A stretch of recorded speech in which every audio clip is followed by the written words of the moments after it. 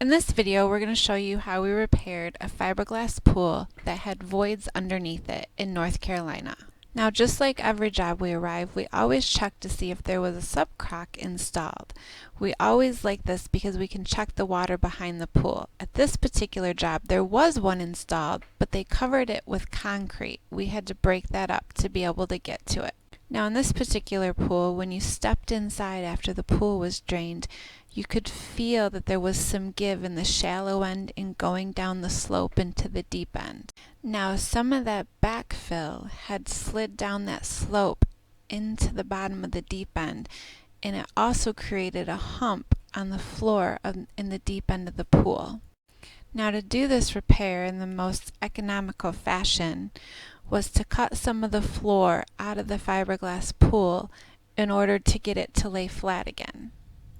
Now, once we made that cut, we had to go back as well and make sure we backfilled and packed tight that slope where we had cut the chunk of fiberglass out at the top.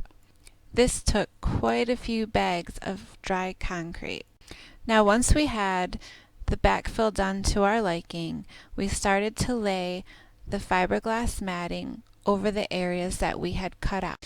I would just like to mention here that there are different thicknesses in fiberglass matting as well as different quality in the type of matting that you choose to use. The type we use when the repair is done will make that area of your fiberglass pool 1/4 of an inch thick. Now, that being said, there are some companies out there trying to do these repairs and they're not using the proper materials along with the resins. There's different resins that are made for different things. Some resins are made to be submerged underwater and others are not.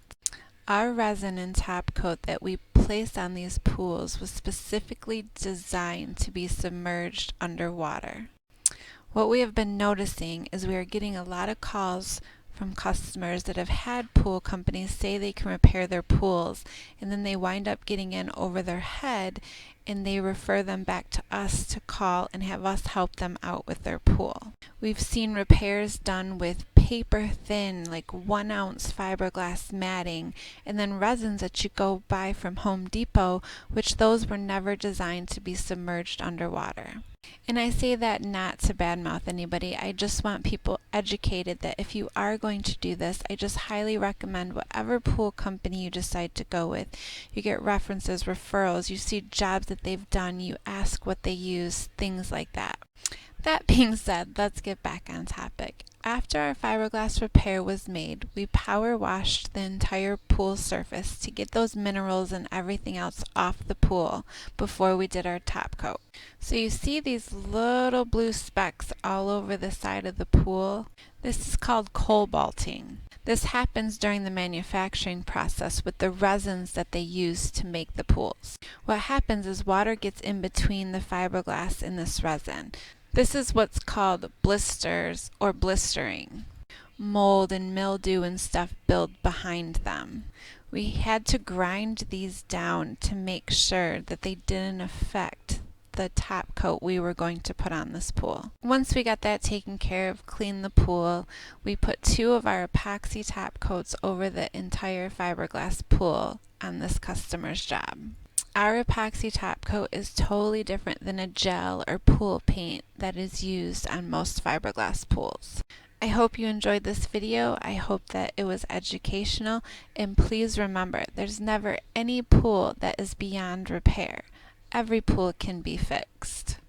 Please feel free to contact us with any questions you may have concerning your pool. We would be more than happy to help you out and do our best to get you moving along the way to enjoy your fiberglass pool again.